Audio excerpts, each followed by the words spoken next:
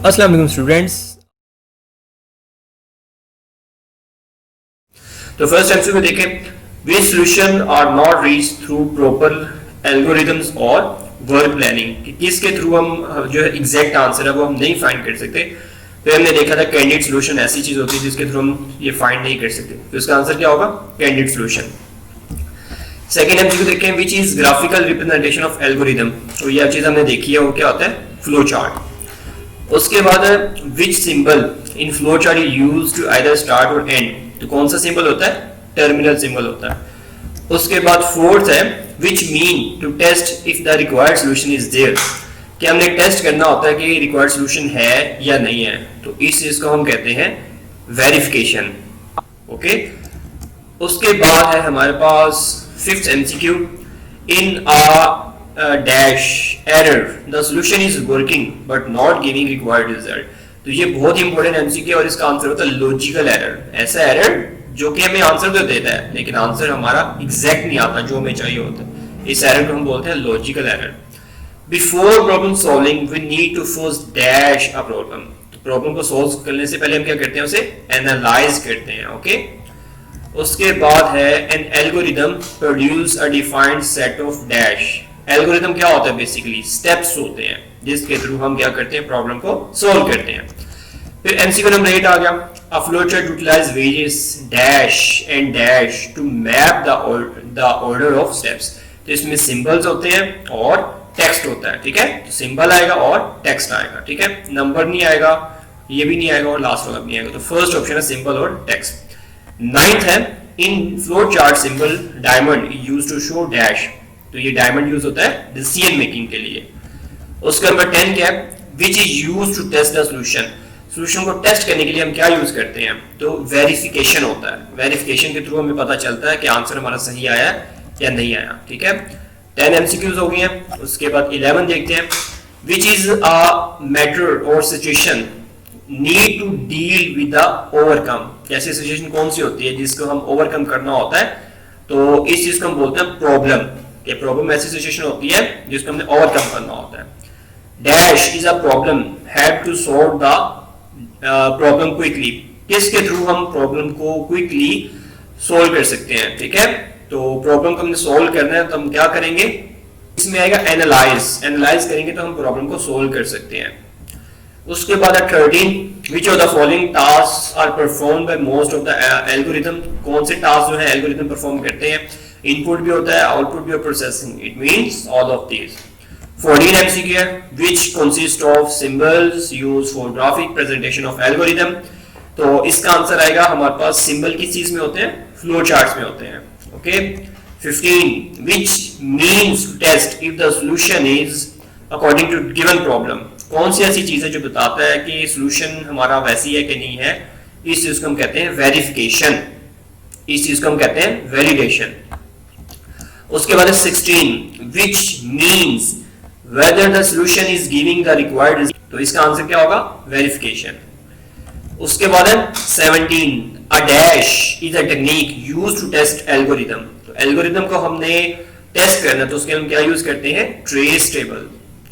उसके बाद 18, the diamond symbol represent the dash। तो डायमंड हम बेसिकली यूज करते हैं फॉर डिसीजन मेकिंग के लिए। उसके बाद 19 है, the technique divide and conquer is used to solve complex problem. तो ये देखें लिखा हुआ कॉम्प्लेक्स, लेकिन लास्ट ऑप्शन ज्यादा बेहतर है, कॉम्प्लेक्स एंड लार्ज प्रॉब्लम्स। इसका आंसर क्या होगा? Complex and large problems. उसके बाद है which is straight forward and unplanned in problem solving. तो वो होता है कैंडिडेट सॉल्यूशन। उसके बाद which technique has draw a pictorial representation of a solution. तो पिक्टोरियल फॉर्म में क्या चीज होती है? इस चीज को हम बोलते हैं प्रोटोटाइप कहते हैं। ओके, इसका आंसर प्रोटोटाइप हो गया। उसके बाद हम देखते हैं 22, which verb refer to something spontaneous and unplanned। तो इसको हम कैंडिडेट कहते हैं, कैंडिडेट की डेफिनेशन लिखी हुई है। उसके बाद 23 है, which is a set of steps to solve a problem। तो स्टेप्स किस चीज में होते हैं? एल्गोरिथम के अंदर। which is essential to point out the defects and errors made during finding the solution to some problem। तो कौन से ऐसे पॉइंट्स होते हैं जो हम यूज करते हैं जिसके थ्रू हम फाइंड कर सकते हैं एरर वगैरह? तो वो टेस्टिंग होती है हमारे पास। ओके, उसमें 25 है, it is the test data that compiles with the input requirement of the algorithm। तो टेस्ट करना हो जो चीज हमने इनपुट की होती है तो उसके हम क्या यूज करते हैं, वैलिड टेस्ट डाटा।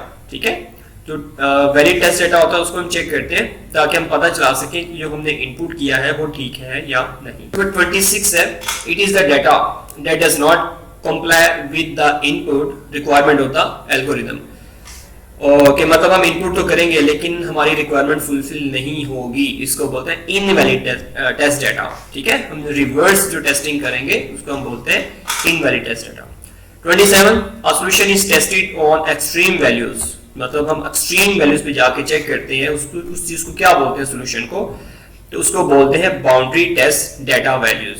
उसके बाद 28, to check how the system react on entering data in appropriate format, कि हम चेक करना चाहते हैं कि हमारा अगर हम इनपुट दें गलत फॉर्मेट के अंदर तो कैसे रिएक्ट करेगा। इस चीज को हम क्या कहेंगे, रॉन्ग डाटा फॉर्मेट। ओके, तो इस चीज का आंसर क्या होगा, रॉन्ग डाटा फॉर्मेट।